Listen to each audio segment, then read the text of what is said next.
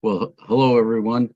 Welcome to the Lower Makefield Ad Hoc Property Committee. My name is Dennis Stedman, the committee chair. Welcome. I apologize for a bit of a late start tonight. There's been some technical issues, but there are people behind the scenes working on that, and hopefully I know we'll have a productive meeting, and hopefully it'll be broadcast and shared with everyone. At this time, we have a quorum, and I would like to call the meeting to order. And I'm going to show the agenda of this evening's meeting. First of all, we're going to I have some opening comments to put the committee's work into context for those who may not have been following it as closely as others. We'll have an approval of the minutes. We'll have an update on the master plan progress, and we have our consulting team of Seller and Drury available to present that. We'll hear from the Community Outreach and Engagement Subcommittee. We'll address any other business before the committee, and then we'll open it up to public comment. So welcome to this May 11th meeting. First, before I get started, I would like the committee members and our township participants to introduce themselves. The speakers will be introduced later, but if our committee members could please just wave and let everyone know your name and hear your voice. Hi, I'm John Moen. Hi, I'm Beth Seveny. Brett Childs, Vice Chair. Hi, I'm Ron Schmid. And Hi, I'm Bill Camarada. thank you. From the township. Hi, I'm Suzanne Blundy, the liaison from the board. I'm Jim Majewski, Community Development Director for Lower Makefield. Very good. Well, thank you all. Just to put in the context, what this committee assignment is and what our task is before us, that this group of volunteers and hired consultants are working hard towards. We're focused on developing a master plan for the Patterson Farm property. And if I had to summarize why this kind of work is necessary, there is a problem that needs to be addressed in our community, and that is this important property, the Patterson Farm, 234 acres, that has been owned by the township since 1998. It's at a crossroads right now. The buildings, most of them are unused, and they're in disrepair, to say it lightly. In some cases, disrepair doesn't do it justice. The repair and maintenance of these buildings, particularly the historical buildings, is going to be very expensive. This is not a hundreds of thousands of dollars proposition. This is a millions of dollars proposition to restore and repair into usable condition all of those historical buildings, if that's what's decided.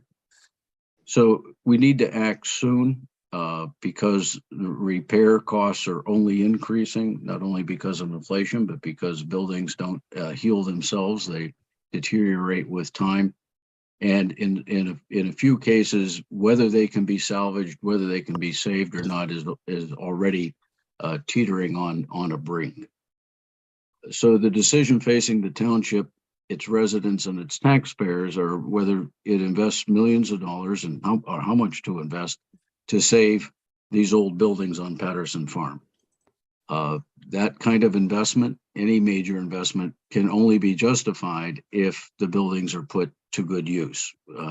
No one's interested in investing in a building and then mothball that building and have it begin to deteriorate again. So they have to be put to good use. The decision is difficult because Lower Makefield is committed to keep Patterson Farm in farming. That is, it has been in farming for 300 plus continuous years, and the land it remains in farming.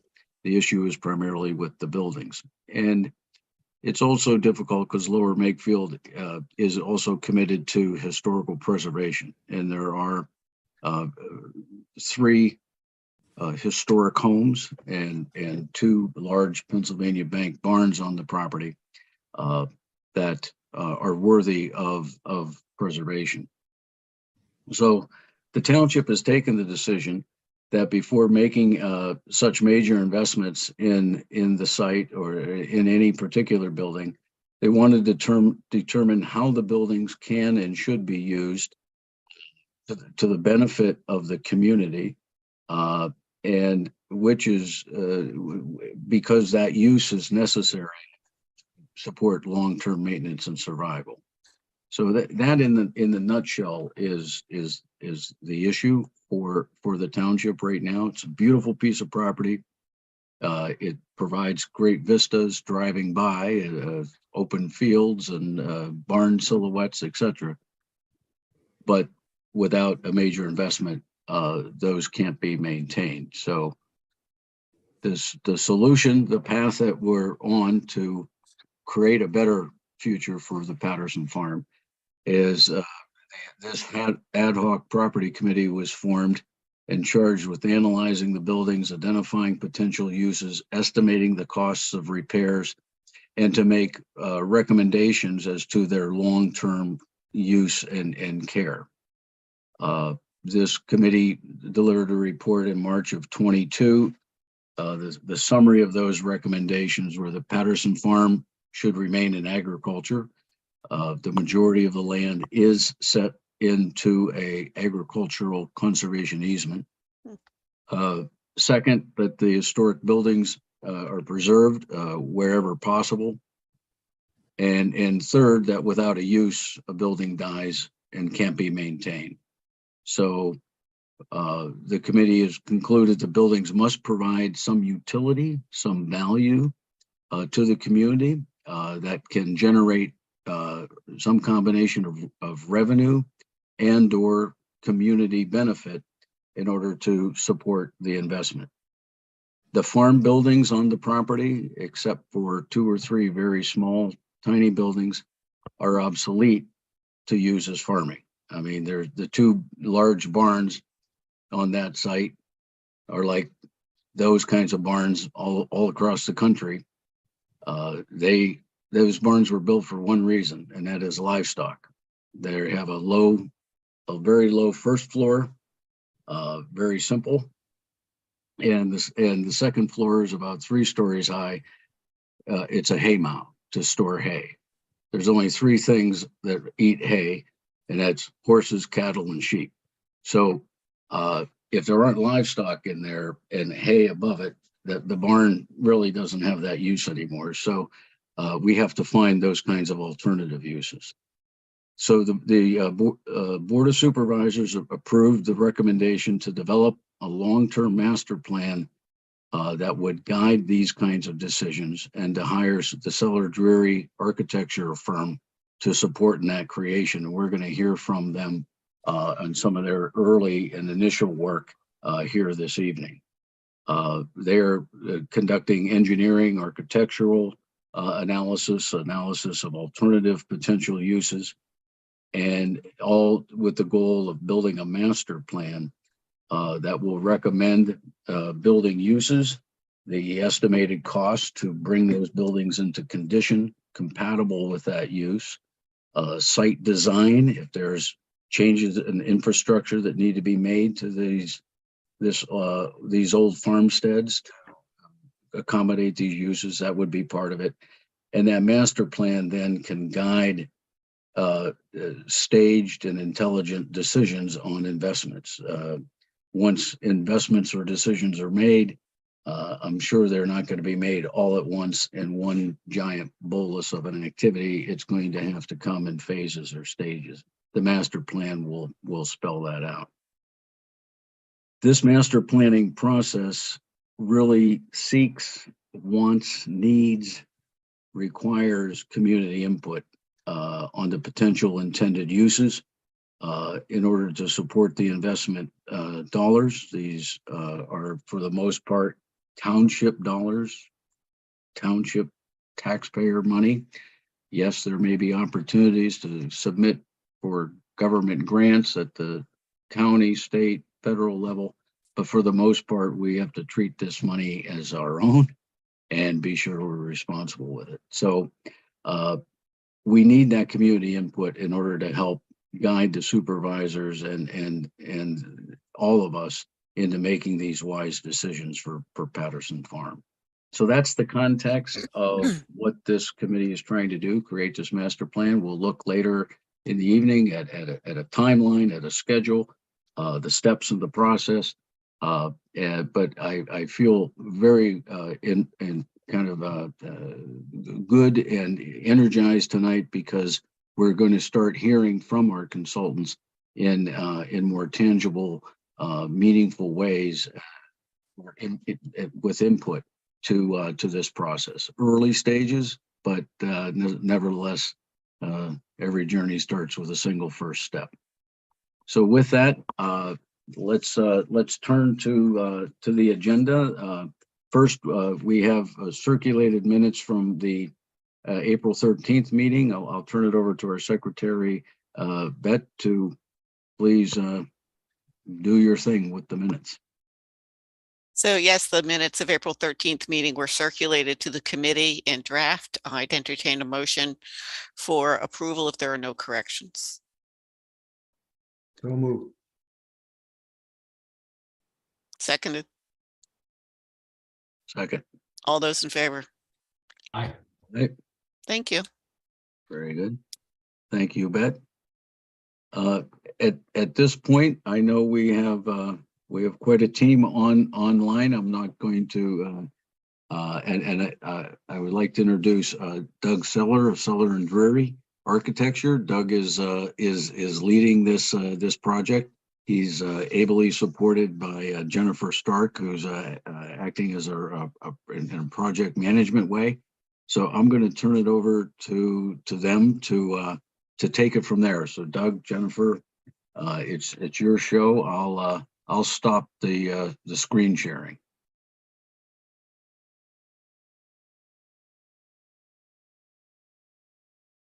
Hi, Jennifer. Do you want to say anything first, or should I dive in, or what do you recommend? I think that this is your presentation tonight. You're getting into the thick of it. All right, great. So Jim Majewski or the IT person, I think I'll do my intro comments to the first page of our slideshow. So we're here tonight to talk about what our consultant team is up to date. We've been furiously paddling below the surface like a duck. Might not be that visible, but we've been busy. The we in this sentence is my firm, Seiler Drury Architecture. I've got 2 staff people working with me, maybe 3, and Simone Collins Landscape Architecture. Bill Collins is the principal in charge, with staffer Liz Crone, I think it is, and Todd Poole with Forward Planning is the land use economist. In some extent, tonight's presentation is to give you all an opportunity to meet Todd, start to get some of his initial thoughts and share feedback with him. Bill and I will mainly be talking about sort of the investigation and analysis work, mainly investigation that we've done to date. And Bill, I was going to suggest that you speak first. And Jim, if you'd go to the next slide, please.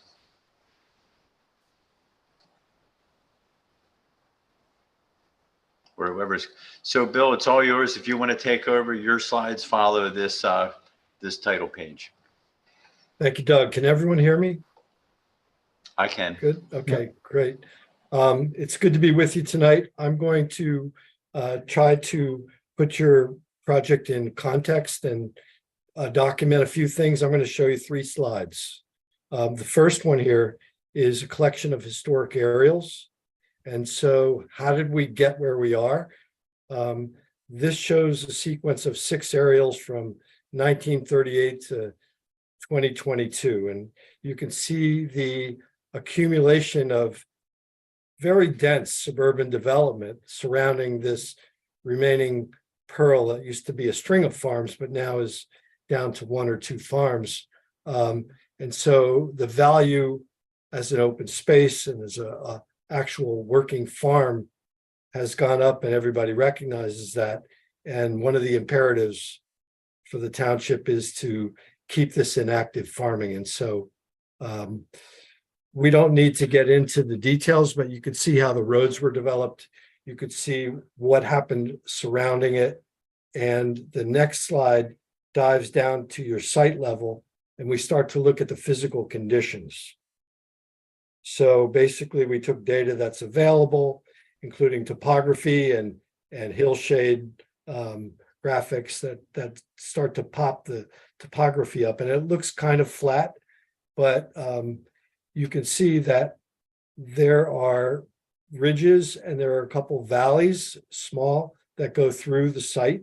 And the light blue lines that emanate from high points and flow into certain swales or are redirected by the old road or other grading.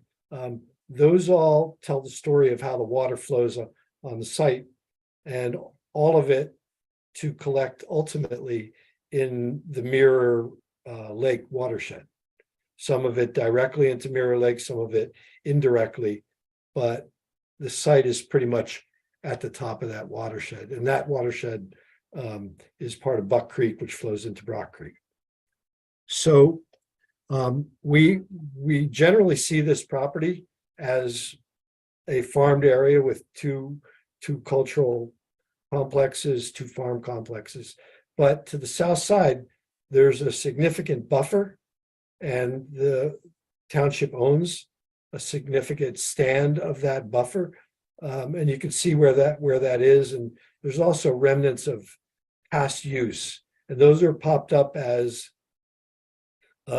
either wetlands or old pads that have become depressed areas, like for the former greenhouse. There's a stormwater basin just east of that. And then there's a couple small stormwater fixtures that aren't really used over between the Patterson and the Satterthwaite house. Basically, just about at the top level of the composting. It's offline of the basic drainage pattern, but and so what that could be used for in the future, or if it could be tied back in besides a small pipe, if there's any ecological value, that's something to be considered. But right now, it doesn't function except for maybe in the most extreme weather. Say, Bill, Yeah.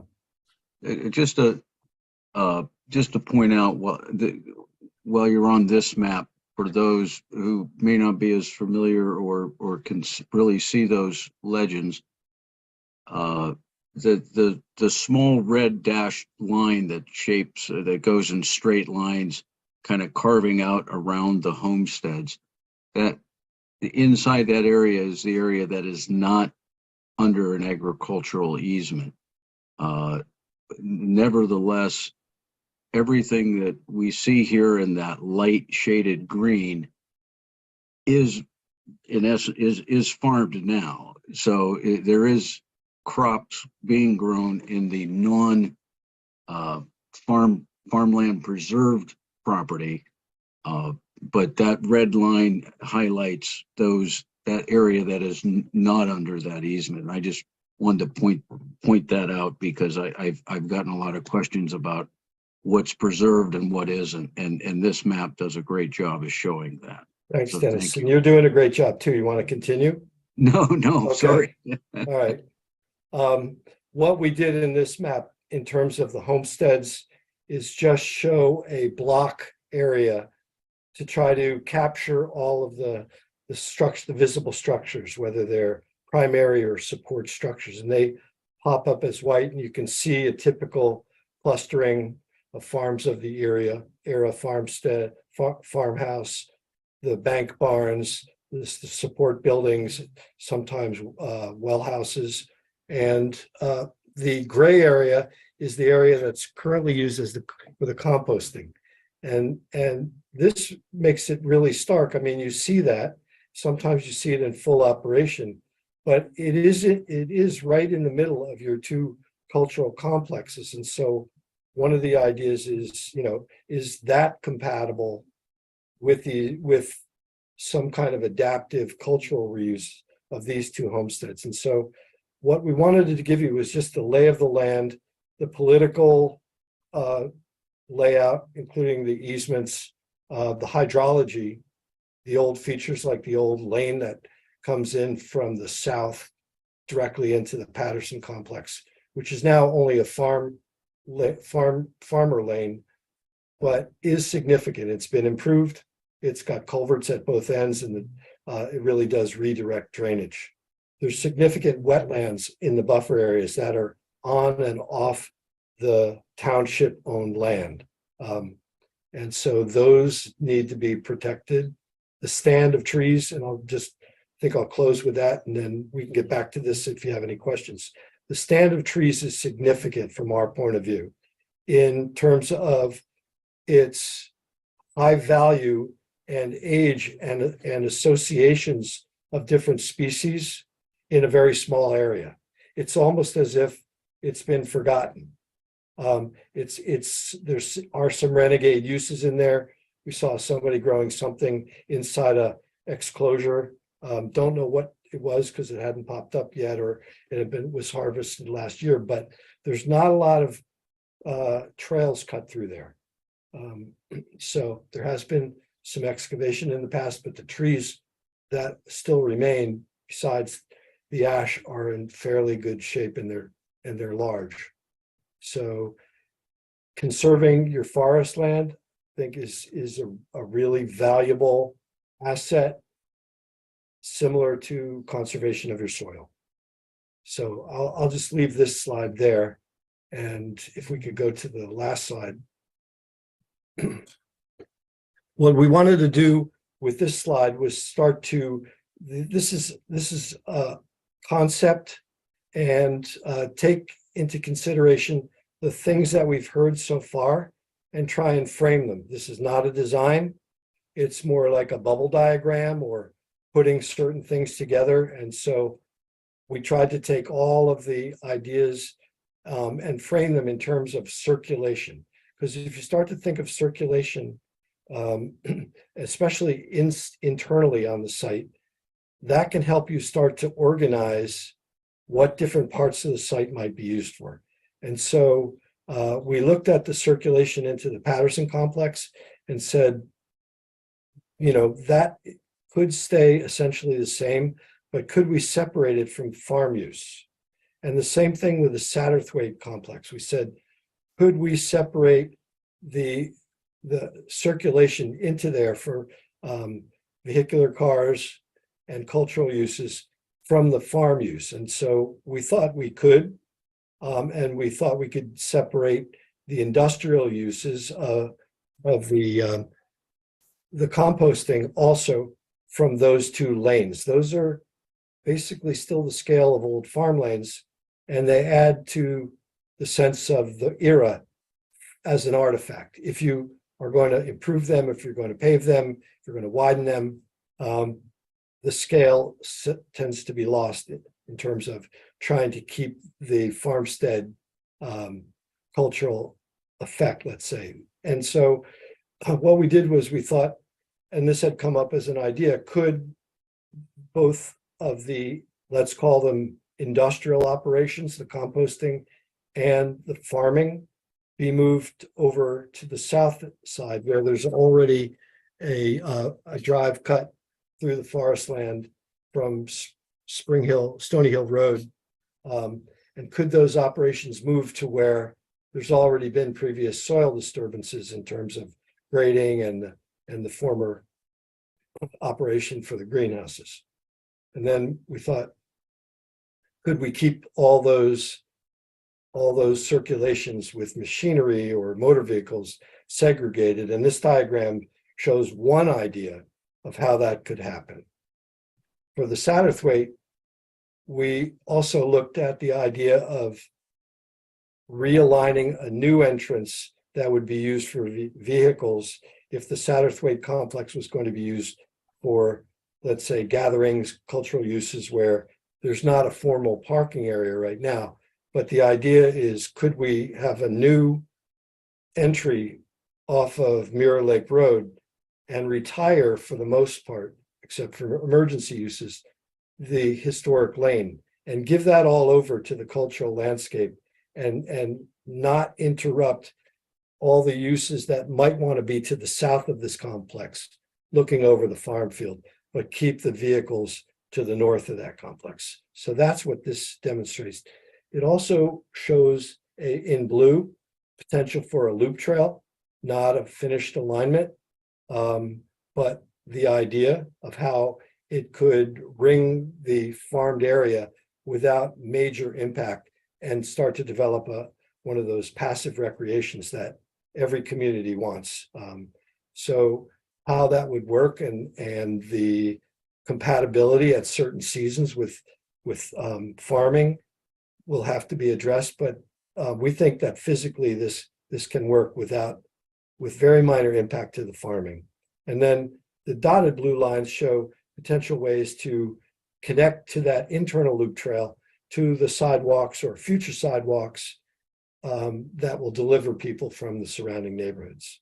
I think I'd like to stop there. Oh, I will say that we use the hydrology for the watershed that runs between the complexes as a buffer and as a definition to define the complexes. And that gives them a little bit more area. It gives them a little bit more opportunity to think adaptive reuses or tents or other structures, or if we need more parking, without interrupting the farmers' practice or the use of the arts center at Patterson or potential uses at Satterthwaite if cultural uses were to move to the south and expand that way. So with that, Doug, I think I'll turn it over to you. Okay, thank you. Fred, or Jim, you could go to the next slide, please. And then immediately to the next. So I'm going to talk about what we've done. I'm going to speak the least amount of time tonight because I suspect, if not the next meeting, a future meeting, we'll spend quite a bit of time on the buildings, all the issues, their infrastructure, their conditions, their capacities. I mainly wanted to show you tonight a glimpse of the work we've been doing for the last month. And there's a few parts to it, some of which Joe Camerata had asked, well, how do you do the surveying? And we're doing something, for us at least, a little innovative on this project. And this first image represents that. Some of you might know from Zillow and Realtor sites that there's a program, it's 3D digital scanning of buildings. It's a Matterport program. So we have a Matterport file, which is a digital live file you can walk around of each complex. And I thought this was just a particularly handsome real image photo of the colors and the textures that you have at the Patterson Farmstead. And I'm going to walk you through how we're using this Matterport and the digital scans and combining that with conventional surveying and conventional drafting. And we're just talk about our process. I don't have any conclusions or any findings at this point. Next slide, please. This is the same Matterport type image for the Satterthwaite farmstead. Again, it's just a nice image. Next, please. So what comes from this 3D scan are point clouds, they're called, which are three-dimensional scans of the exterior of each building that are very accurate. They show all the sags and out of plumbness and out of trueness. And that's revealing in some ways, but it also allows us to accurately draw and understand and get into these buildings. So this is a point cloud that we've started the draft over. We're drafting over it in a program called Revit, which is a BIM modeling system. Some of you might have heard that term. It's basically a system that's drawing in 3 dimensions so we can study it. And what I liked about it that might be applicable to you all is it generates 3-dimensional views, perspective, aerial views that might help with public outreach. We could take this roof off and look inside in our model, and it might help with communicating what we're doing, and it might help with marking it to people that are interested in using these buildings. So this, as you all probably recognize, is the equipment barn at Patterson. Next slide, please.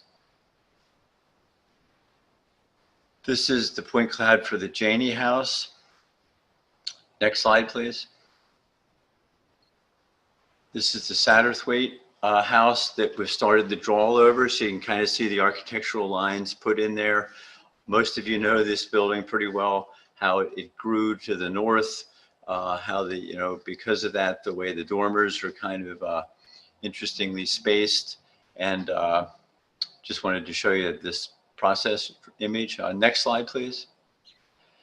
This is the Janey house drawn over, and I'm going to dive into this building just to sort of show you more of what the next steps will be, or really what we're working on all 15 of these buildings. So it begins with the digital survey, the point cloud, the Revit overlay drafting to get the model, the shapes, the dimensions accurately. Next slide, please. This is, if you take the point cloud away, this is what we're left. This can be looked at from any angle, any direction, bird's eye, worm's view. Very useful tool for all kinds of reasons. Next slide, please. Including orthographic elevations to show exactly what the proportion scale. You know, this leads to future technical drawings and renovation drawings for, we're going to replace this, repair this, what have you. It's nice to finally see these buildings, I hope you all feel, in real drawing form, to see what we're talking about. It's not just photos, it's not just people waving their arms. And I appreciate that this master plan is focusing on the buildings. Next slide, please. And then, of course, we're developing floor plans, basement through attics of every building. Next slide. I think maybe that's sort of the end of my piece. I can answer questions, happy to, but tonight I just wanted to show you what I'm doing, not really form any opinions, but maybe in Q&A, you know, we can talk about initial impressions. Todd, if you're still there, I'd like to turn it over to you just to be keep us moving and be respectful of everyone's time. And I frankly think you could spend you know, as much time as you feel comfortable and the committee feels comfortable with. Thanks. Great. Thank you, Doug. Good evening, everyone. My name is Todd Poole. I'm Managing Principal of Forward Planning. As was stated earlier, we are land use economists, and we typically perform economic, real estate analysis, revenue analysis for public spaces, parks, trails, and you know, general market studies. So our role on this project team is to examine what the use opportunities are within the 2 farmsteads that are not to be actively farmed. And so that's what I'm going to talk about tonight, and talk about you know, some of our methods that we've put forward to start this analysis. Next slide, please. So in terms of my firm's scope of work, we have this on the screen, and it's really kind of been broken up here into 3 phases. You know, starting off looking at the demand side, regional visitor profile, socioeconomic analysis. I always like to say that you know, people and households drive markets. So if you don't have people or households, you don't have a market for anything. So we always start our analyses looking at you know, population trends, spending, age, educational attainment, those kind of things. We next looked at the regional offerings, or what we like to say, competitive supply.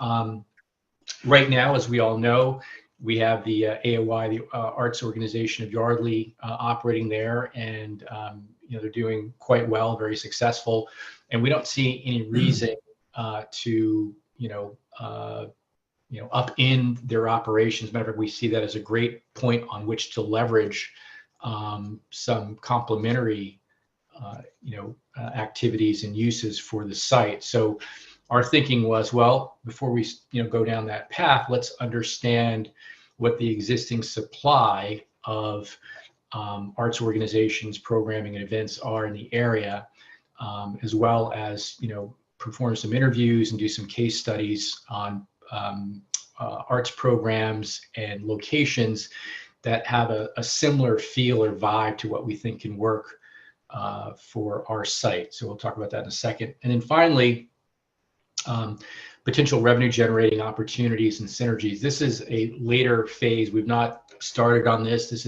This won't happen until we're much further along and we have concurrence, certainly from the ad hoc committee, about the direction in which they'd like to head as far as using the site and the two farmsteads. So that's still yet to come. Next slide. So to start off, we'd like to identify market areas that we're thinking about. And on this screen, kind of looks like Rorschach drawings here. We have what's referred to as a 15-minute PMA, otherwise primary market area, and a 30-minute SMA, secondary market area. The 15 PMA or primary market area really defines, and it's a drive time. So we have a program that allows us to model and estimate from Patterson Farms, if you were to drive for 15 minutes on any of the roadways, how far could you get legally doing the speed limit? And that typically will represent 70 to 80% of the likely patron base. So that is to say that if we had, in addition to AOI's facilities, we had other, arts operations or some type of recreational, type operation happening there, that 70 to 80% of those patronizing such facilities would come from within a 15-minute drive. So think on the order of might frequent this place once a month, as opposed to somebody who lives in the 30-minute SMA or secondary market area, who might come, once every 6 months or even just once a year, right? So we want to segment that out. And so that's what we're showing you here. Next, please. We've also done some third-party research. Third-party research means that other organizations have actually done the actual research of pulling in numbers and surveying population bases. And in this particular case, what we're showing you is the Philadelphia countryside region and the Delaware River Valley region areas. And then within that, we're showing you 30-minute SMA and that 15-minute, actually to say PMA, we'll correct that, where those fall. So we're showing you these larger regions because they will have influence, and they certainly can factor into who visits Patterson Farm, depending on the activity, programming, uses that are on the site. So we're showing you this large region. Next. So in terms of key findings for regional demand, this opportunity, let's just start with our market area. Within that 15-minute PMA, primary market area, you've got almost 316,000 residents, and that crosses the Delaware. So we're talking about within the Bucks County, Mercer County area. Within the larger 30-minute secondary market area, you've got 1.4 million people. So that's quite, a large jump from the primary market area. So there's a lot of folks. Within that population, there's a large mix of baby boomers, Gen Xers, and millennials, as you would imagine. And an important point here is this last bullet. Primary market area, secondary market area households have a median household income, meaning that half the households earn above, half the households earn below, just over $100,000 in household income. That's not nothing. That's a pretty healthy household income, for your combined PMA SMA areas. So that's favorable for discretionary spending, is the way we like to think about it. In terms of regional visitors, you can see these first two bullet points. And again, this is third-party research visitors. And I think this is for 2019 or 2020. So the last year for which, I'm sorry, 2021, the last year for which such data is available. Visitors to Mercer and Bucks County spent roughly similar amounts, in aggregate, 872 million for Mercer, 842 million for Bucks County. And then also important to note is visitors to the greater Philadelphia region, certainly including Bucks County, have an average household income of just over $70,000. Again, that's fairly healthy. And probably as important as any of these points is the fact that what the survey of these folks found is that the visitors are attracted to galleries, arts type, facilities, historic sites, restaurants, of course, and festivals. All of this is very favorable for some of the uses and activities that we're thinking about for the farm. Next. Key findings for the regional supply. We have identified that the adult participation rate, particularly in the township and the primary and secondary market areas, is relatively high. And there are a number of folks who go to art galleries, particularly in the last year. And you would expect that what we find is that when you have relatively high household income, when you have high educational attainment, which we're not showing you here, but those two things are strongly correlated, you would necessarily find, or not necessarily, but it's usually what you will find is that those folks have a proclivity for patronizing the arts and going to events and spending a lot of money doing so. We identified inventory of 28 existing visual arts organizations and businesses, including woodworking facilities identified within a secondary market area. And besides the AOI Arts Center, most facilities are located further than a 10-minute drive from Patterson Farm. So they're not right on your doorstep, but they're not terribly far either. There are 4 annual visual arts events and 2 fall themed farm festival events in Bucks County as we've identified them. Next. This is just a quick map showing you the inventory that we've put together of visual art organizations and programs. And for each one of these categories, such as Arts Center, there are 6. Art studios, we've identified 4. Arts organizations, 4. Again, all within the 30-minute, captured within that 30-minute secondary market area. So you can see where that is. And for just reference purposes, a 15-minute, and that should say PMA, represents about 7.5, 8 miles of actual distance, and a 30-minute SMA would represent anywhere between 12 and 15 miles of travel distance, depending on traffic. Next. Just a closer look at inventory of visual arts organizations in the area. We have small little blurbs describing some of the metrics associated with them. Tyler Park Center for the Arts, offering workshops, camps, classes in pottery, fiberglass, fine art. We believe that there's a lot of synergy and relevance to what they do with what AOI does, or would certainly love to do more of. The Raymond Farm Center for Living Arts and Design, located in New Hope, not that far, obviously. A very large site. It has a 120 acre farm, a bank barn, and Quaker farmhouse are located there.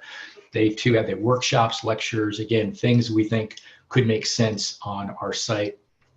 And then finally, the Phillips Mill Community Association, also in New Hope. This one's a performing and visual arts.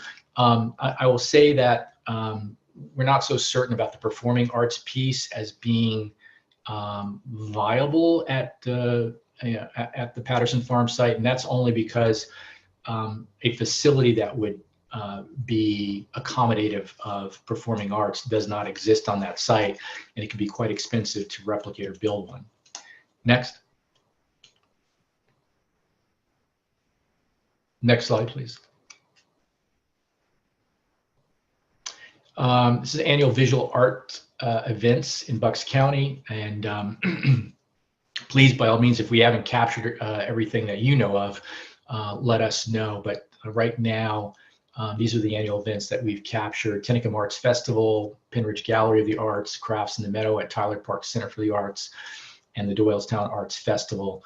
And we identify these arts events because the Patterson Farm site, we think, presents that kind of opportunity, particularly because it is located immediately off of an interstate.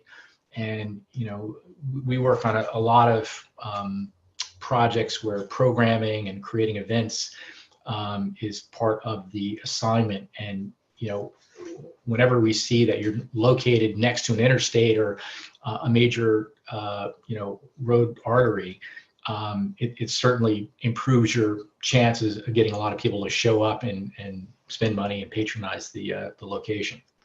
Next. And then we're not forgetting about farming. The annual fall farm events in Bucks County, Frolics Farm Fall Festival, and the Percy Fall Festival are the two that we've identified. We're talking about an active farm at Patterson. We think there could easily be a farm event that could obviously mesh quite well with the arts. We think those two things are complementary, or could be complementary. Next. And then we will have in the full report, which we're the full draft market report, which we're in the midst of finalizing, case studies. And in this case, we focused in on two facilities or two organizations and their facilities that we think have a lot of application to the Patterson Farm site. The first being Peters Valley School of Craft in Lake, New Jersey. So if you're familiar with the Delaware Water Gap, that's where this is located. And this has been in existence for decades. This is not something that started 10 or 20 years ago. We're talking about, this goes back to the 1970s or late 60s. And it's a really, it's a very interesting facility. I certainly encourage everyone to go online and look at what they offer, which is extensive. But they provide educational programming for both adults and children in the arts, and particularly in crafts. Photography, woodworking, ironworking, sculpture, painting. I'm not even hitting everything that they offer, but it's a lot. They also have limited on-site lodging and a food plan for those who take courses there for a week or a month. And they have these old buildings on this particular site. It's not an old farm site as far as I know, but it's certainly rural. And like I said, I think there's a lot of application for Patterson. The other site that we're still finishing up, and before I jump on that, I should also say that we did interview the executive director for the Peters Valley site, and she was very gracious with her time and provided a great deal of interesting information, which led us to this next location, Sanborn Mill Farms in Loudon, New Hampshire, which this absolutely has a good deal of application for Patterson Farm, because it is a working farm that has craft workshops on site, 70+ craft and traditional farming workshops. They have a CSA, a farm to table events, and they too offer limited on-site lodging, free campsites, food plan. And let me say this, the on-site lodging piece, while it's not for every place, I think Patterson Farm too has that opportunity, and I think it adds value to what's being offered there. It allows people from around the country, like these particular case study examples I'm showing you, to come there and actually fully immerse themselves in these sites. What they also offer, these lodging facilities are for the instructors, the artists themselves, who can come from all over the world and do.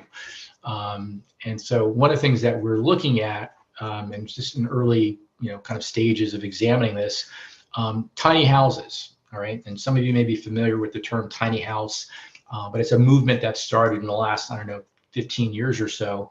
And these are, small cottage style houses. They arrive on wheels, but they can, set up and be permanent. They're no more than 400 square feet. And honestly, they're beautiful, or they can be very beautiful, very unique, and certainly can be tailored to an arts farm type themed location. We're thinking if you were to do, again, under consideration, if you were to do some kind of on-site lodging, you'd probably go that route, have a few of them, which would accommodate folks who wanted to stay and immerse themselves, as well as the art instructors themselves. So we're still doing some evaluation on that, but more on that later. Next. Actually, at the bottom of the screen, we have examples of what tiny houses look like. These are what we're talking about. So they're not, we're not talking about dropping a trailer on the site, but they're quite quaint. They come in different styles. If you go online, you can go down a deep rabbit hole looking at all that tiny homes are. But in terms of the key findings on potential opportunities and synergies, and keeping in mind we've not done any analysis on revenue generation, we've not done any of that stuff. We've not looked at management structure or any of that, because that comes in a later phase once we have direction from you, the ad hoc committee. But nonetheless, and based on our analysis, based on my experience doing this kind of work, you've got great opportunity to leverage relatively high household spending in your region, and the things that the visitors in your region are most attracted to: galleries, historic sites, restaurants, festivals. You can leverage off of that based on what you have at this site and what could be on this site. Farm and visual arts synergies. Earlier today, talking with our team, Doug and Bill, there are synergies that could be had that we're not showing here with local college or community college programs that also offer arts as part of their curriculum. So there could be some ability to leverage there, and possibly some resources going along with that. So this is all, I think, very interesting, very positive. We're excited about where this is heading, but to date, this is what we've done. And I think this is the last. If you want to go to the next one, next slide. Yeah, that's it. So those are my slides. So Dennis and Jennifer, we can pause there, and I guess Q&A is bundled at the very end, but maybe the board has Q&A. I don't know exactly how the agenda works, but that's the end of our presentation. Thanks. Well, thank you. Thank you, Doug, Bill, and Todd. That was very, very interesting indeed. No, I think it's appropriate that I know we have the public comments and Q&A at the end of the meeting, but here now I would ask the committee and the stakeholders that are on the Zoom call, Q&A, discuss questions, issues, reactions, please. I'll lead it off. You had mentioned having events at the farm. Would your analysis include a required or estimated parking requirement for those events? There's going to be an iterative type analysis doing that. So, for example, if I said to Bill and or to Doug that, look, I think we can get an event here that could easily bring in 400 people, right? It's a lot of folks. Where would we park them, right? So we would have to, in terms of the parking piece, and this is why it's iterative, we'd have to think, well, is it physically possible to park that many, not 400 cars, but obviously, probably well over 100 cars somewhere on the site without interfering with farming or, being in a wetland area or anything like that. So I guess first I would need to know those constraints. And so this is why we're still very much in this analysis phase. I would need to be told, okay, Todd, you couldn't park more than X number of vehicles here. That would allow me and my team to be able to focus more narrowly in on, okay, what types of events, bringing in how many people could make sense here. And I'd just like to state, it's a really good question because parking can be a constraint. I see that there's opportunities for shared parking if there's an event on one complex or an event on the other. And there's an opportunity to disperse parking. The only parking that we showed was a general location on a new lane for the Satterthwaite. And it gives you a sense of scale. We didn't try to estimate the maximum parking. We just showed you what 20 parking spaces would look like in a volume, just as a way to judge at this early stage.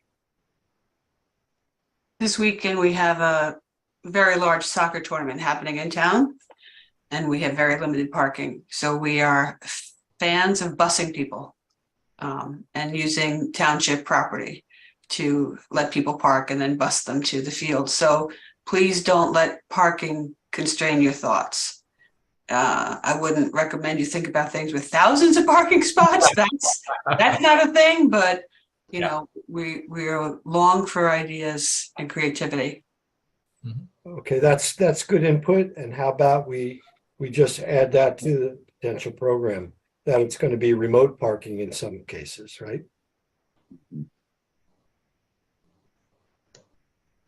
Indeed. Good point, Suzanne. Other questions, reactions? One question on the farm related activities and similar things that you had in your presentation there, Todd. There is a Shady Brook Farm, which I'm not sure if you're familiar with that yet or not, that does have ongoing activities through the year.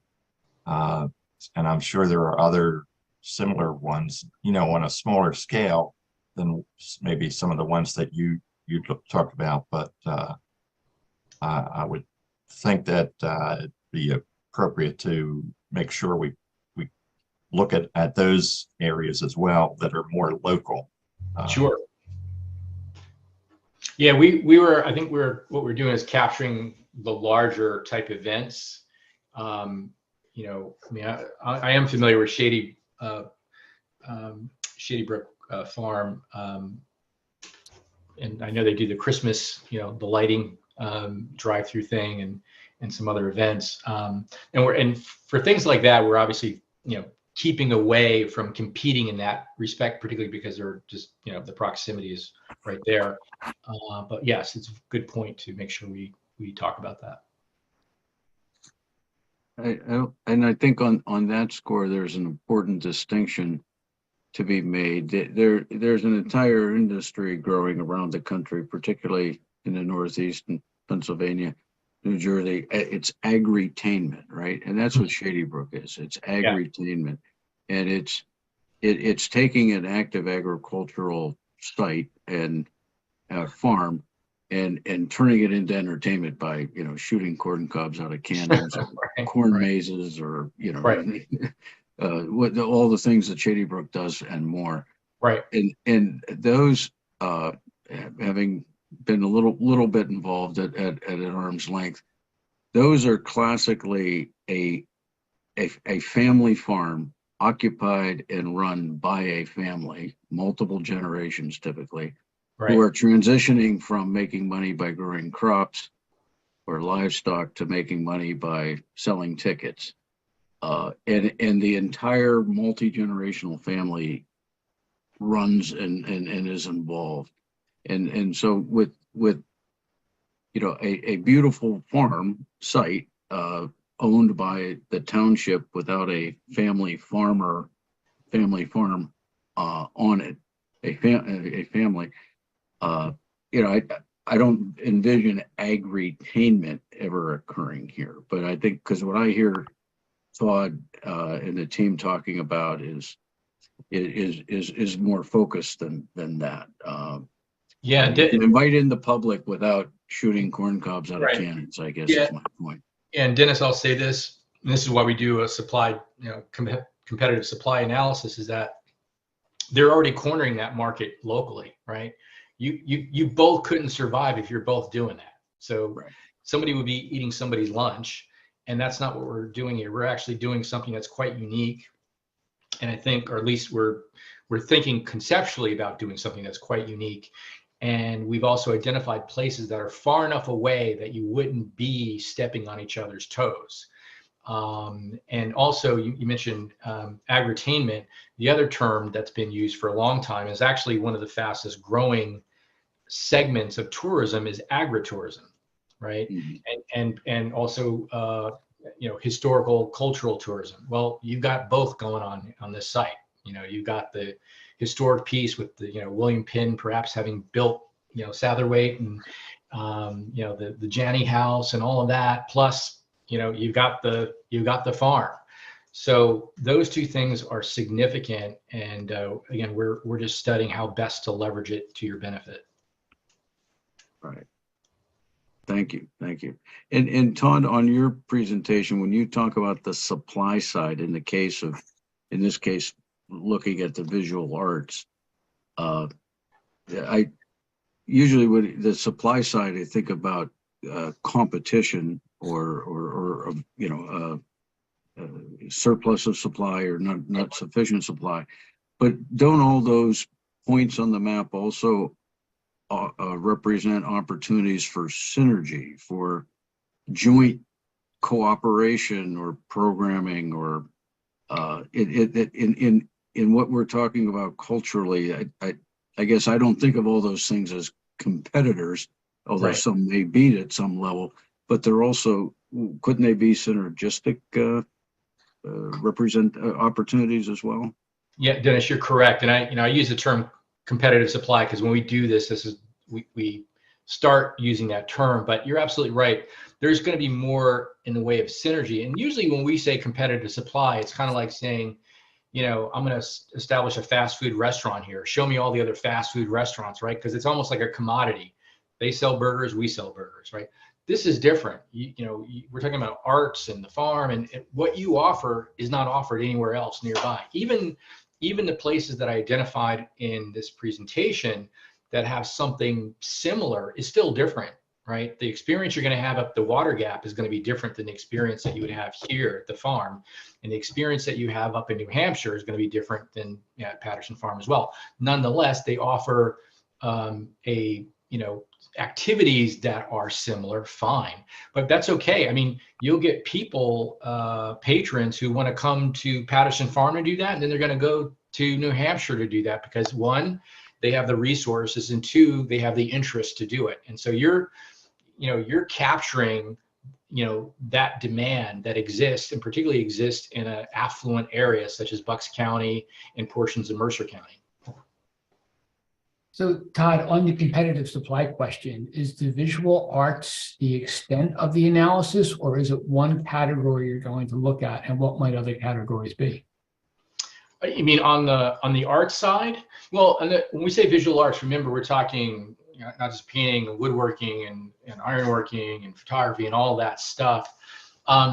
We have looked at other possibilities. So for example, and this is for Satterthwaite, it's not, and I've worked on a number of projects where we've done adaptive reuse analysis where a restaurant or a B&B can go into an old building, right? The Satterthwaite house would be way too expensive capitalized to make that financially pencil out. So that would be a non-starter. In terms of the buildings on, the Patterson Farm homestead specifically, some of those outbuildings, the ones at least that can be preserved, could make for very interesting space for, teaching or for an artist to do their thing there. There could be outside events. We're also considering having, let's say, a tented or an area where you can have a tented event, and you could have, cooking taking place for this large event and looking over at the farm area and so on and so forth. But, I think given the constraints of, we've got to make sure that the active farming area stays active farming, given the constraints of some of these buildings are not able to be preserved or they're not, cost effective to do so, we're limited in what we can think to do. And we also want to be sensitive to the arts organization. We want to leverage off of their success.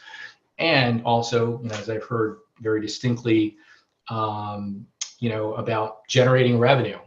I think, David, your township manager, said, look, we got to figure out a way how the arts organization in particular can, pay a little bit more for, renting these spaces. Well, the only way that's going to happen is to bring in more activities that are revenue generating. So this is why we're thinking of, you could have tiny houses to lodge people who would pay that freight to take the courses.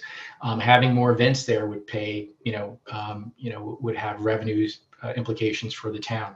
So those are the things we're thinking of. But again, we're somewhat constrained into what else we can do there without running afoul of either what you don't want to see or just because it's not physically possible given the buildings.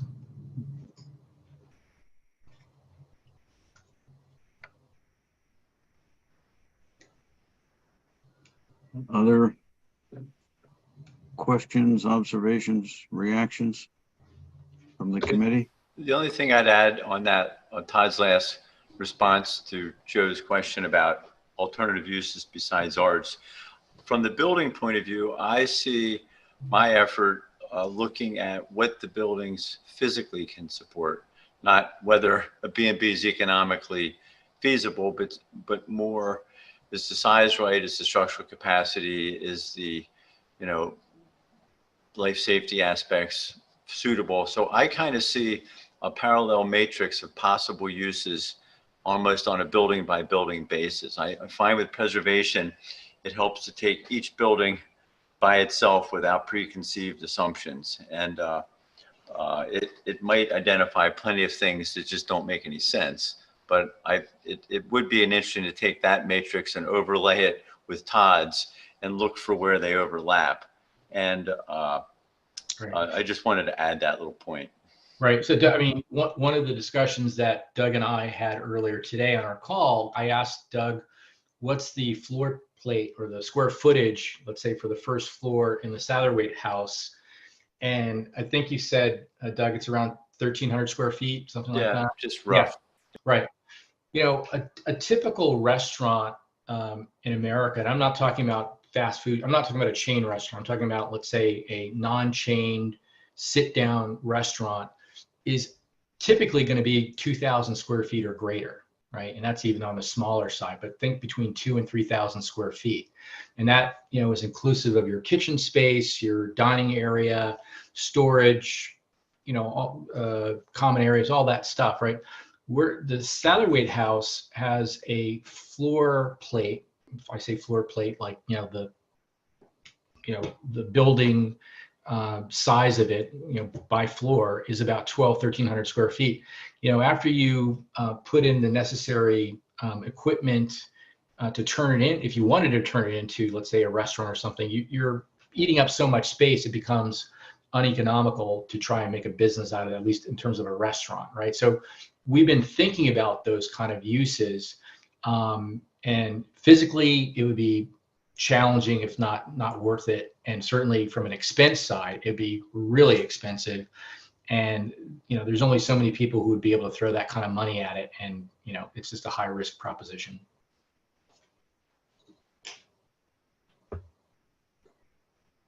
All right. Well, thank you. If no other questions or reactions, Doug or Jennifer, did you want to talk about with the committee scheduling and timing? I know we had tentatively put on to schedule a public session later in May, and in addition to these monthly public meetings via Zoom, I think we have in the schedule at least two, maybe three more public forums where people could come together into a large space, talk to you and others, and really discuss plans and ideas and that type of thing. And it seems from what you've told me that the May public forum is too soon. It would be premature to try to do that in May. You want to just Yeah, I'll talk to talk the about it. committee about the calendar a bit? Absolutely. Jennifer, feel free to chime in, but I fairly recently suggested to Dennis and Jennifer in a phone call that this preliminary stage for Todd to do his work, he's kind of on schedule. We'd said last time, first week of May, he'll start having preliminary draft market analysis info. But I'm finding that the surveying, the building documentation, I'm going out with a structural engineer next week. We've met with the preservationist. Needs a little more time to be baked properly, to be presented, and to start, I think, have some initial analysis on the building's capacities, pros and cons. So I'm suggesting that we don't do a late May public meeting. We do one that this committee decides when it makes sense, sometime in June. And what we had talked in the initial schedule was we would have our monthly meetings that I'll attend. Tonight's a little bit special in that I asked Bill and Todd to both present because it's giving you preliminary. Typically on the ad hoc meetings, it might just be me summarizing, sharing reports, and then Bill and Todd would be at, we have four scheduled public meetings, the last one being a supervisors meeting in middle of September. I'm suggesting that the schedule not shift beyond this first public meeting. So we would be finishing in the middle of October, something like that. And I was talking to Jim earlier about maybe the ad hoc committee, and you might remember some of the discussion last month, people in the Q&A at the end had suggestions that maybe it's one or more of these are on site so people can experience the site. We talked a little about format, Jim and I, that maybe this next one, I haven't shared this with Bill and Todd yet, but maybe it's kind of a forum, perhaps at the township building somewhere where Todd, Bill, and I are each with boards or something in a separate corner of a room. For the people that want to talk about buildings and historic, come to me, talk about economics, talk to Todd, talk about site ecology, soil, talk to Bill, maybe with a presentation. But I kind of want to take the guidance from you on when it makes sense, what time of day, evening if it's a weekday, I suspect, and where. Maybe that's all I'll say, Dennis, is that 4 public meetings ending in October, no slip of schedule beyond this month's slide, which was for practical reasons. And I think our first launch, first public meeting, Bill, Todd, and I all feel, and I think I hope you all in the committee agree, a good face is a good way to go forward.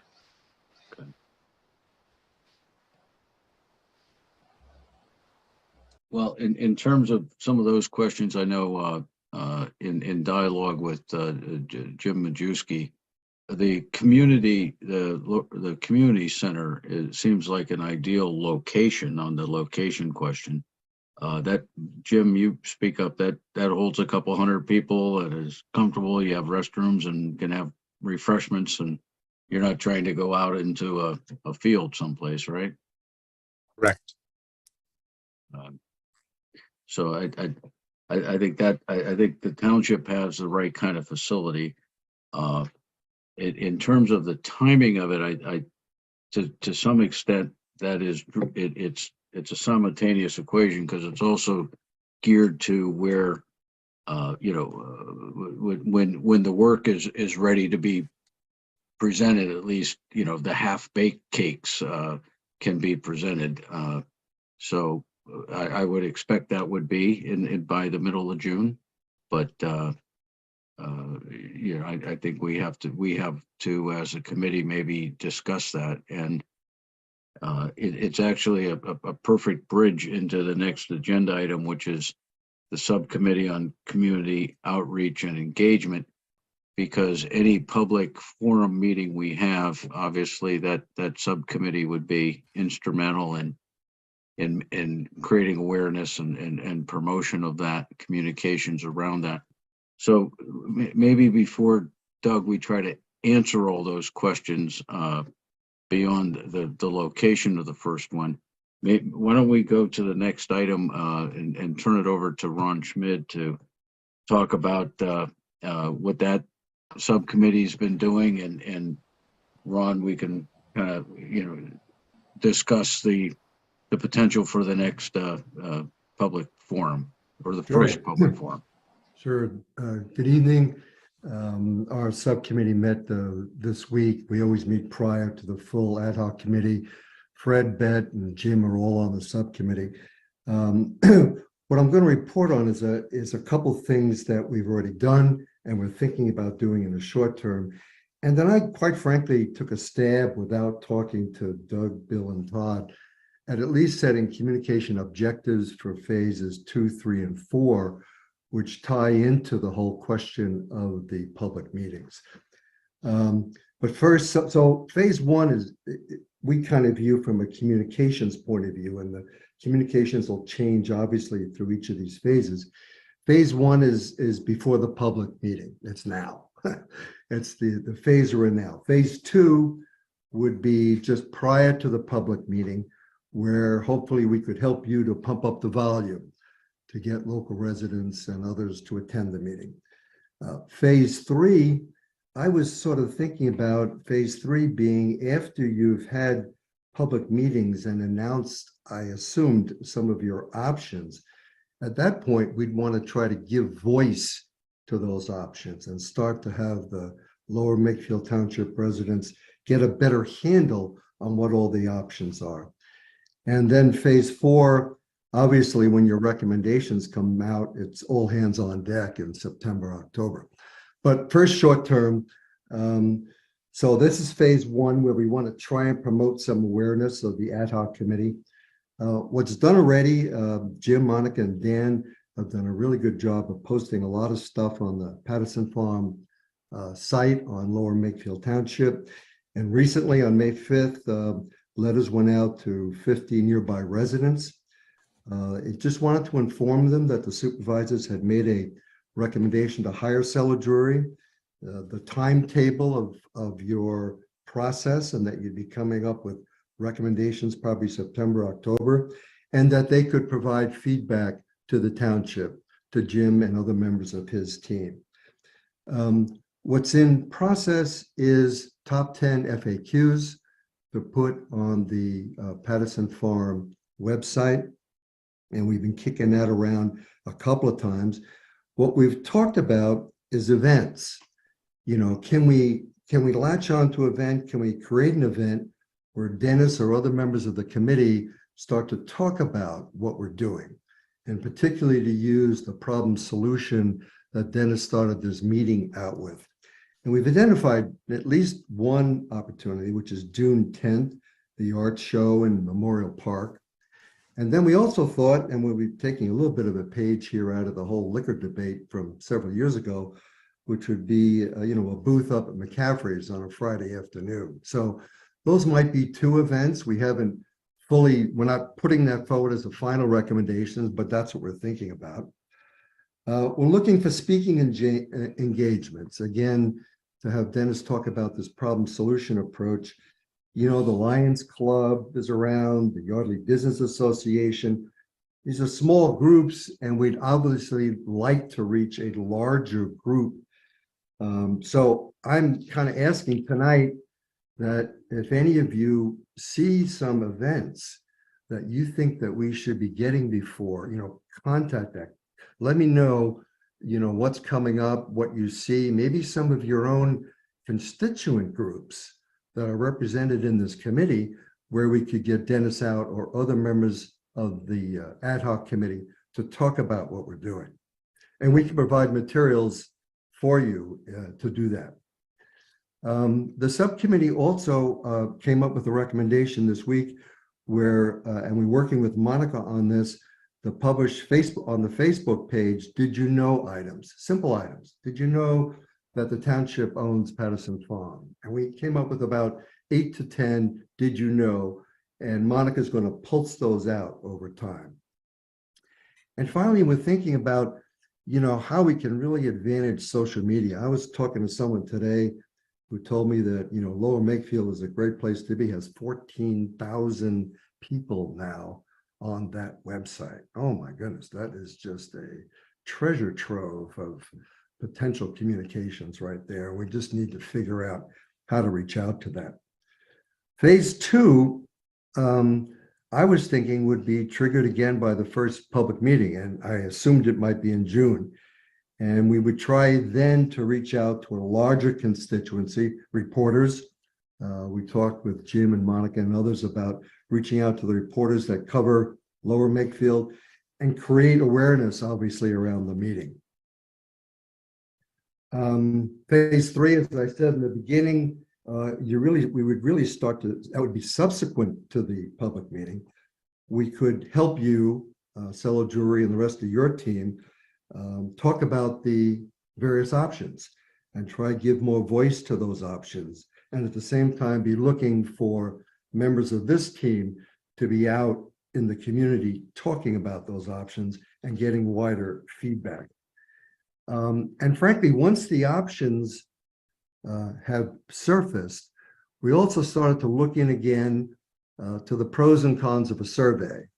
We agreed as a subcommittee that right now it's a little too early in a process to do a survey. But once you have the options out there, you can then give context to Lower Makefield residents as to what the question really is, because you can talk about whatever it might be, the history of Patterson Farm, and then what the options are with regard to the various buildings.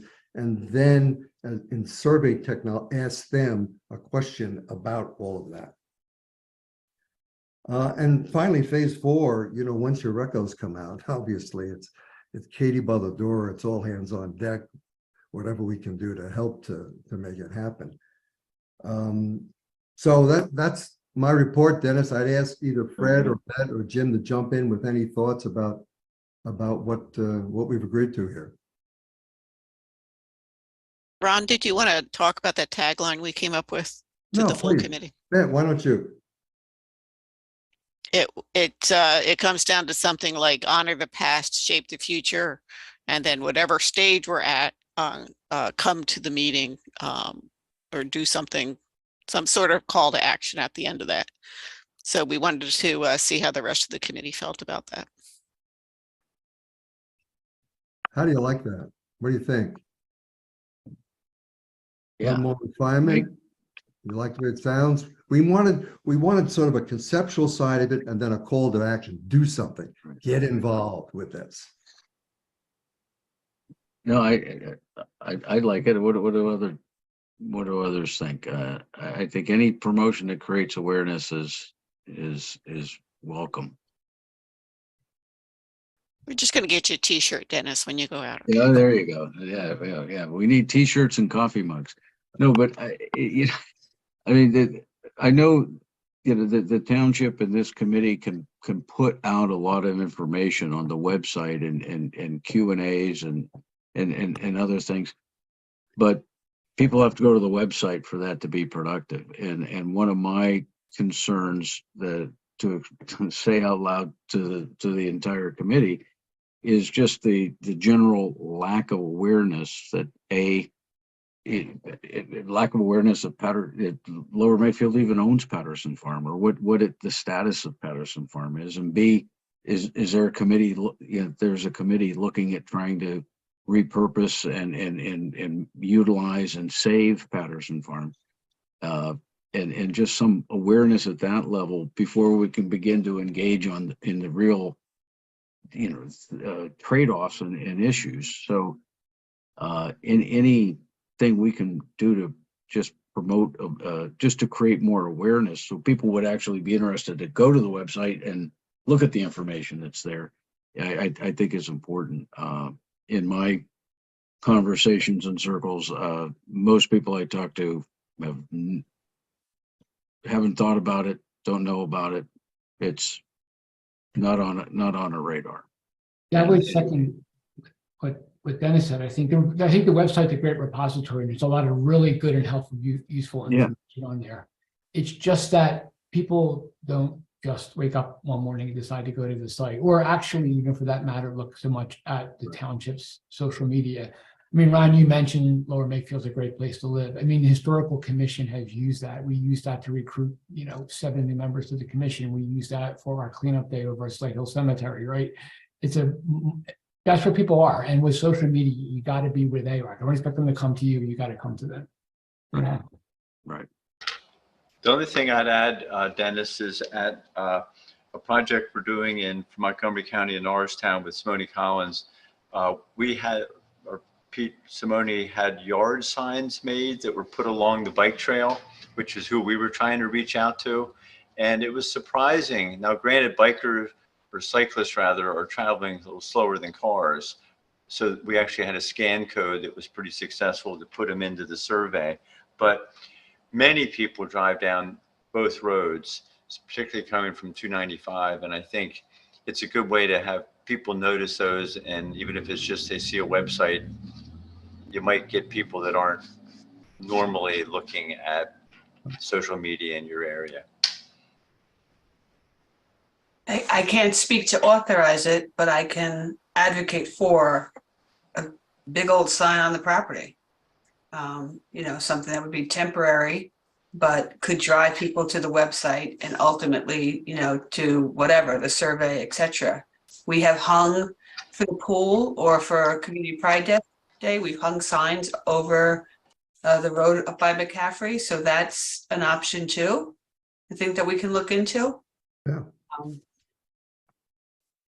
I like the use of a QR code so that people can just, with their phone, just snap a picture and it'll take them right to the website and they can go start exploring.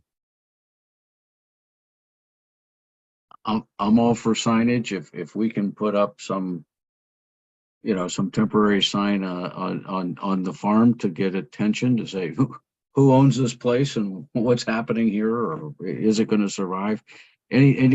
Something quick to get them to get to a website, that's fine, or a banner in Edgewood by McCaffrey's, any place. I'm open to all of that, because we need participation. And we'll ask the moderator here shortly if there's people calling in. Typically, we'll have 4 or 6 individuals call in, and most times it's most of them are repeat callers. So we need to engage the community, the larger community, and the first step is website. Is in awareness, because I agree with Joe. There's a lot of information out there on the website, but that doesn't matter. People aren't going to it just out of curiosity. We have to drive them to the information, and we have to make them aware. Yeah, Dennis, just to mention, the township's newsletter will be going out shortly and has a blurb about this project as well. Okay. And the picture on the cover. Good. Yeah, Okay. and Dennis, if you, this is not a pitch, trust me, but if we would have started this process, hiring an outside communications firm, you would have had a complete, a much broader, I think, approach in the beginning to push out information and to educate the public about this issue, so that by the time we get to the public hearings, that there would be at least broader understanding, maybe going on radio shows, maybe Bucks County Courier Times, maybe more stories appearing not only in social media, but in some of the print media, some of the other media, and other events leading up to when we finally come up with the recommendations. Can I suggest on the signage to use that tagline and then put the website under it, keep it nice and clean so people can see it, read it on their way by?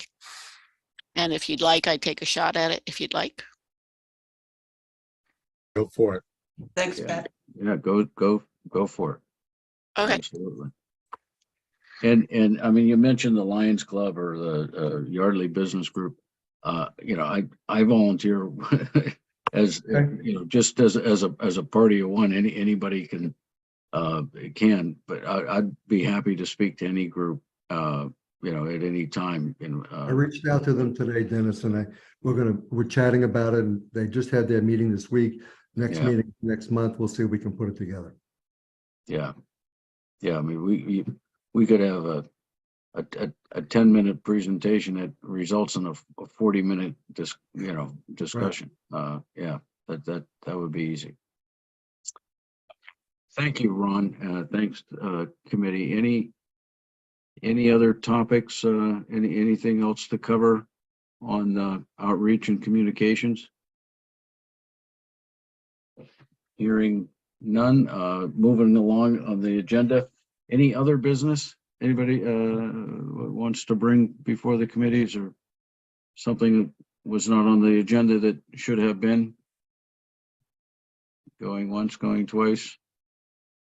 Okay. Well, let's turn it over for public comment. And I really appreciate Doug, Todd, and Bill staying on.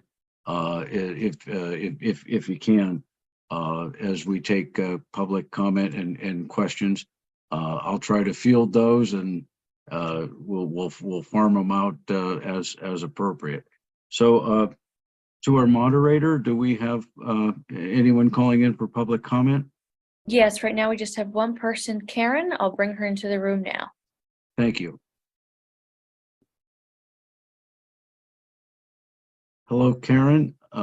Please state your name and address for the record, please. Hi, my name is Karen Hall, and I actually live in Middletown Township, but my connection to the Patterson farm goes through some high school friends who are Patterson relatives. So I have a little bit of a vested interest in the decisions and the plans going forward, just from that viewpoint. And not to mention that I've been in Middletown Township now for over 40 years, seen a lot of the different changes going on in conjunction with the farms around here. Of course, I live on an old farm too, so I will put that in as a disclaimer. I live over near Steyer's Orchard. Okay. So I guess my public comment would be more or less just to voice whatever support, advocacy that I can provide amongst my peers, my neighbors, to see what can be done to preserve this beautiful piece of property and to continue the legacy of farming.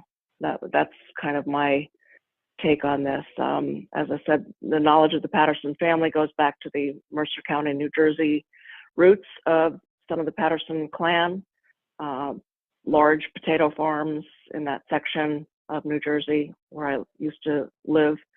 And I think it would just be something that, again, I just hope that if there's something that I can do, something that can help you with, I try to repost or like everything that I see on Facebook regarding the farm and its preservation as a farming entity. I'm not sure, I was late joining the meeting. I apologize for that tonight. There was a discrepancy on the Facebook post indicating that was tomorrow night, the 12th, instead of tonight. So I just took a chance and saw that it is tonight, happily. So I don't know where you're headed with this as a township and as a group of supervisors that are thankfully actively trying to do something. I hope it's in the vein of farming and community outreach and education programs for children. Anything I can do to help I'd be happy to sign up for.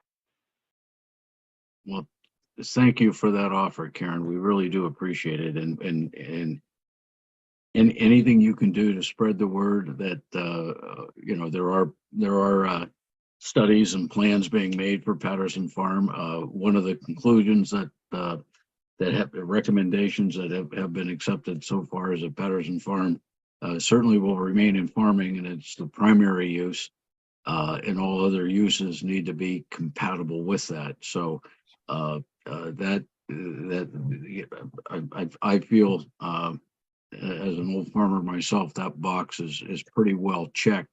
That being said, we need to find uses for the buildings in order to support their maintenance in the long run. Mm-hmm. So I really appreciate your calling, number one. I appreciate your support, number two. And give me a call sometime. We can chat. I'll my name's out there. We can chat, see how you could help spread the word amongst your neighbors or friends and colleagues. Sure, great. That's wonderful. May I ask to whom I am speaking now? Sorry. This is Dennis Stedman. I'm sorry. Oh, yes. Okay. Okay. Okay. Dennis Thank Stedman. Okay. Thank you, Karen. Thank you. Moderator, any other public comment? Yes, we have Diane on the line and we'll move her in right now. Thank you. And Diane is in the room with us now. Hello, Diane. This is Dennis Stedman. Could you give your name and address, please, for the record? Yeah, this is Diana Ambrosino at 7 Milton Drive, Yardley. Hello. I just wanted to say that when there was a discussion earlier in the meeting about the trees and the shrubbery around the Jenny building, I take art lessons there. And I was there this morning, in fact, and there were a couple of artists, and as well as my class outside doing some drawing. And there's a L-shaped yew hedge around the building that really shields the artists from any other noise in the area, and provides sort of a courtyard and quiet place to draw, as not just the shrubbery and the trees, but of course the various buildings. And there's been a lot of great artwork created as a result of that particular location, the buildings and the trees on the property. So I just wanted to put in a plug for being careful about any trimming of trees or shrubbery that may happen as part of this project around that particular building and the barns and the outbuildings today. That's it. Thank you. Okay. Well, thank you, Diane. That's an interesting input. Glad to hear you were there today, doing some drawing. Bet, do you have any reactions to our caller? Hi, Diane. How are you? It does provide a nice little shield. It does provide separation from the farm activities and gives us a little enclave there. Dennis and I have had discussions about that hedge, and you can't see the Janney House or the Art Center from the road. There's an opportunity for some trimming while maintaining the property, I think. Maybe not around the back part of it that gives you the enclosure, but there's some options. We'll see. I respect your concerns. I do, because I know how nice it is back there. Yeah. Thank you. Well, some thinning out might be compatible with the area, but not tearing down. That's my thought. Thank you. All right. Okay. Thank you. Very good. Very good. Thank you. Moderator, other callers? There's no more public comment. Okay. Very good. Next item, I'd turn it over to our secretary, Bet. In summary of assignments, action items, future meeting schedules. I'm not going to attempt to task our consultants. They have their Gantt charts and know what they have to do. So, right. But our subcommittee on communications is finalizing the top 10 FAQs to be posted on the website. We're looking at some events, and anybody who has connections with respective constituency, other organizations that you have in the community that you could get Dennis out to, that'd be great. And I'm going to work on signage draft. And I'll get some information for you on that, that we'll work together. You design and I'll troubleshoot. I know all the love sign that. guys, Suzanne. I love that. Thank you. We'll work it. We'll work it. Okay. Also, we're on a cadence with these, with our monthly public meetings of the second Thursday of each month. Yes. I'm not sure we have a formal meeting booked through the township yet, but this second Thursday next month is June 8th. I believe we do. We do. Do we have one? Yeah, Okay, yeah. good. Thank you. So as people are building their calendars and for any of the public that's listening, the second Thursday at 7:30 is pretty much a lock. It's never locked until it's locked, but that's kind of our time slot. So you can participate then. And for our consultants, that'll be our cadence as well moving forward. So I think we can get some smooth progress. Any? Dennis? Oh, yes, Fred. Question for the township, actually, since the Facebook stream didn't pan out tonight, is there any way to either link to the YouTube for people who were trying to see the meeting tonight on Facebook? Or is there any other way? Is it recorded in any way that it can be posted on Facebook later? So it's on YouTube forever and evermore. And you can anybody can go to youtube.com, search for Lower Makefield Township, and you can see any meeting. I'm not technically sophisticated enough to answer the other question, Fred, but I will look into it and get back to you. And I believe it can be posted on Facebook. On Facebook? Okay.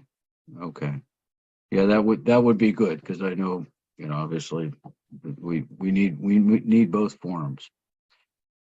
Okay.